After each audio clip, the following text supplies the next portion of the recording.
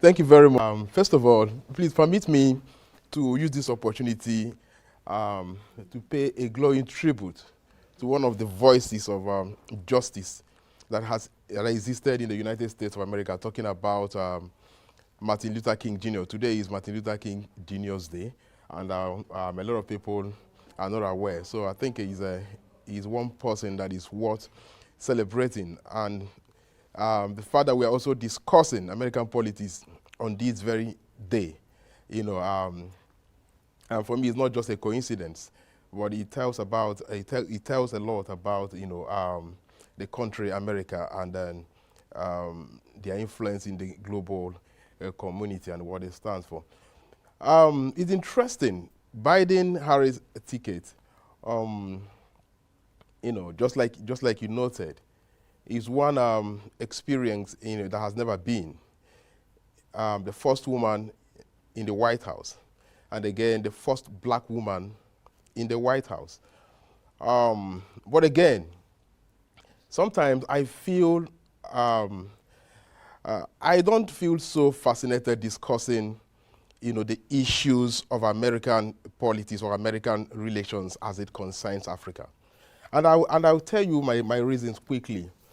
Time and over again, whenever a U.S. president, emerge, there's always this euphoria in Africa. There's always this celebration as if another African president has emerged. But over time, the way we celebrated the Obama emergence. Exactly. What we've seen over time is a continuous display of disinterest and disdain for African democracy. And it didn't just start with Trump. A lot of people felt Trump is the monster of time. Trump is one person we never wanted in the White House. But we've had our own brother, Barack Obama, who was there before Trump. And there was no difference, so to say, by my estimation. And a lot of people will also tell you that if anything, that it was even a worse experience for Africa.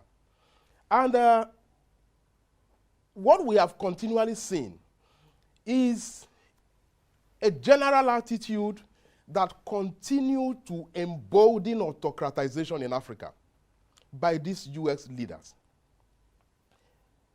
Don't forget, the man we are talking about, Biden, deputized Obama. And during Obama, we witnessed 11 so-called African strongmen leaders had their way during Obama. And these had been, the usual experience with almost all American presidents. Because they come here, they are attracted in the first place, to our extractive industry potentials. In the process, they embolden the so-called strongmen leaders in Africa. And we witnessed 11 of them in the 8 years of Obama presidency. They killed thousands of innocent civilians and displaced millions. And it wasn't troubling enough for the President of the United States of America. And here we are again, expecting that a miracle is going to happen under Biden presidency. I don't think so much is going to happen.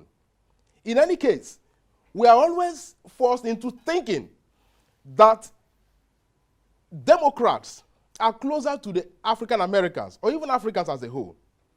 But history has shown otherwise. Clinton was a Democrat, and we didn't see much of Clinton. In fact, if anything, George W. Bush showed more commitment. I hope we don't forget the PEPFAR in a hurry, the Presidential Emergency Plan for AIDS relief. This man committed over 80 billion at the last count. And about 15 million Africans were saved. Clinton and came with AGOA. Yes, Clinton came with AGOA. Which is still running, and we're on which is still running 2025. But before it's reviewed. But how far has AGOA been funded? In the days, almost in the 4 years of Trump, you said, which is the channel to reach out to some of these African countries, was almost starved of resources. So it is not in the initiative, it is in the will, it is in the capacity to fund, to finance this initiative to meet the purpose for which they were meant to meet. So I am not one person who is always so fascinated about a U.S. president, about the U.S. president emerging, because history have shown to us that, in any case, the U.S. foreign policy agenda is so crowded. Asia is there, so you are not the only person there, and we have 4 years.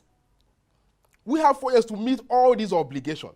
So if the man does not get a second tenure, I doubt if anything different is going to happen in Africa.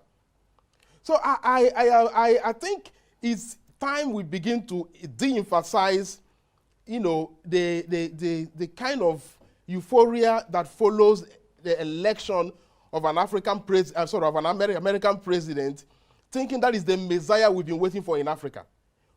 It's time we begin to look inwards and see how Africans can evolve domestic solutions to African problems, and then leave these people alone.